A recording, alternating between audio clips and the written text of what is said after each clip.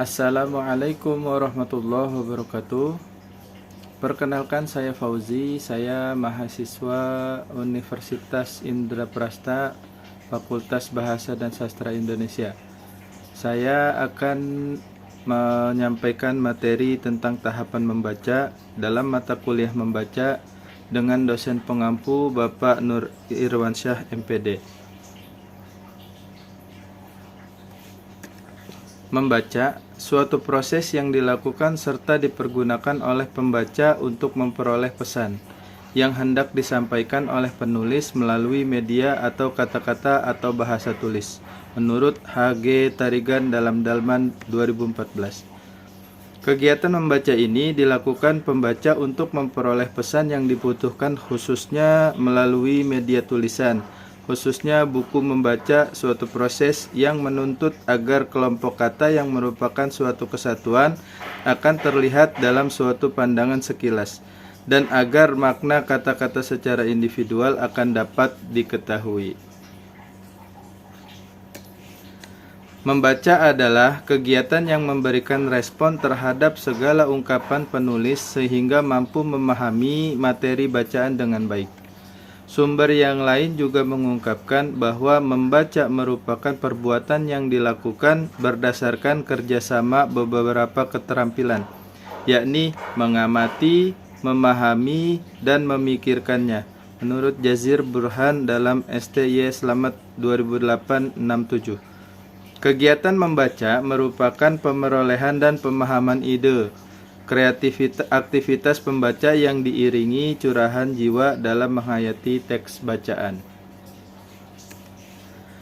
Proses membaca ada 4, yaitu yang pertama diawali dari aktivitas yang bersifat mekanis, yakni aktivitas panca indera, khususnya mata bagi pembaca normal. Lalu ada setelah aktivitas mekanis berlangsung, maka proses pemahaman dan penghayatan yang melibatkan nalar. Aktivitas membaca juga mementingkan ketetapan, kecepatan, dan kemampuan bahasa, kecerdasan tertentu, dan referen kehidupan yang luas. Memahami isi, ide, atau gagasan yang baik yang tersurat maupun tersirat dalam bahan bacaan. Pembahasan ada 3. Yang pertama, membaca permulaan atau membaca mekanik. Yang kedua, membaca pemahaman atau membaca lanjut.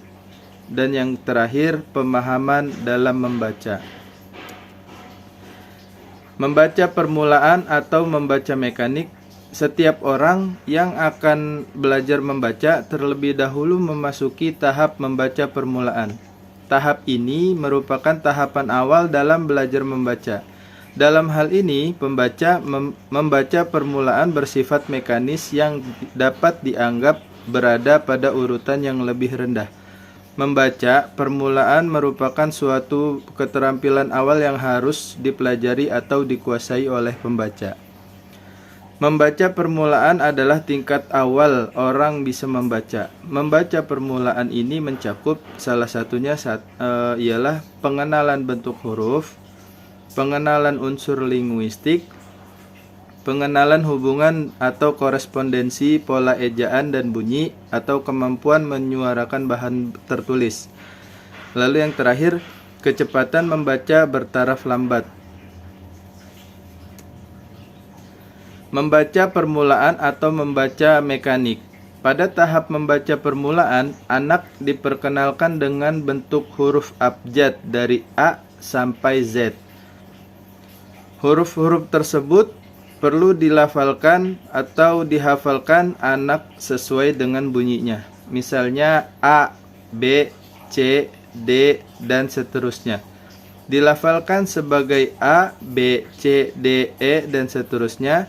Setelah anak diperkenalkan dengan bentuk huruf abjad dan melafalkannya, anak juga dapat diperkenalkan cara membaca suku kata, dan kalimat. Setelah anak mampu membaca kalimat pendek, anak perlu dilatih membaca kalimat lengkap yang terdiri atas pola subjek, predikat, objek, dan keterangan.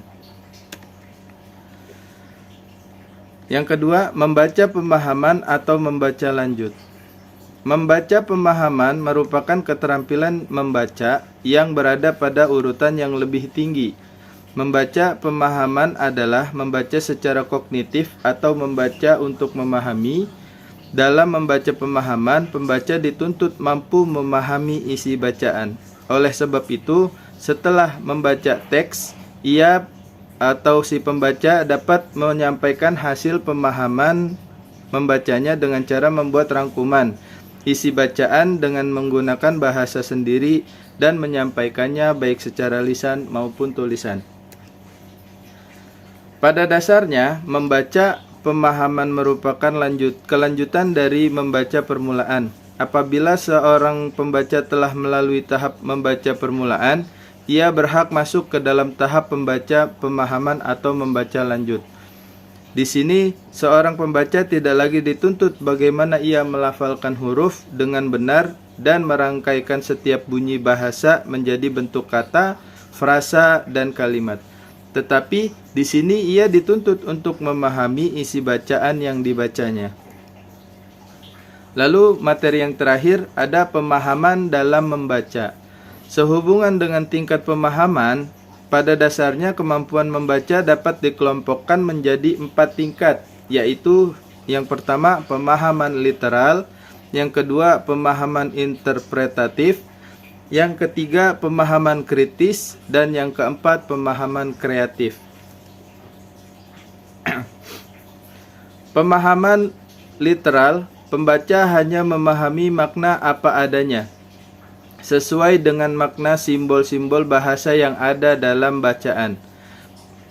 Pemahaman interpretatif, pembaca sudah mampu menangkap pesan secara tersirat. Pemahaman kritis, pembaca tidak hanya mampu menangkap makna tersirat dan tersurat. Dalam hal ini, pembaca juga mampu menganalisis dan sekaligus membuat sintesis dari informasi yang diperolehnya melalui bacaan. Yang terakhir, pemahaman kreatif. Pembaca tingkat ini memiliki pemahaman lebih tinggi dari ketiga tingkat sebelumnya. Selesai membaca, pembaca akan mencoba atau bereksperimen membuat sesuatu yang baru berdasarkan isi bacaan.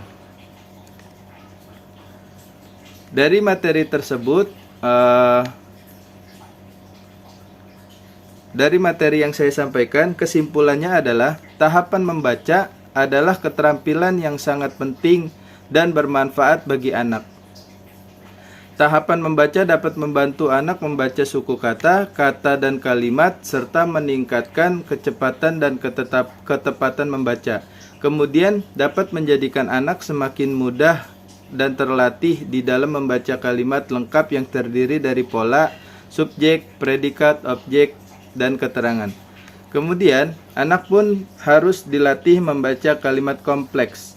Oleh sebab itu, teknik membaca nyaring sangat baik diterapkan dalam membaca permulaan. Dalam hal ini, anak perlu diberikan contoh membaca yang benar sehingga anak meniru cara membaca kita. Dari penyampaian singkat saya, mudah-mudahan bisa diterima dan bermanfaat untuk kita semua. Kurang lebihnya saya mohon maaf. Assalamualaikum warahmatullahi wabarakatuh.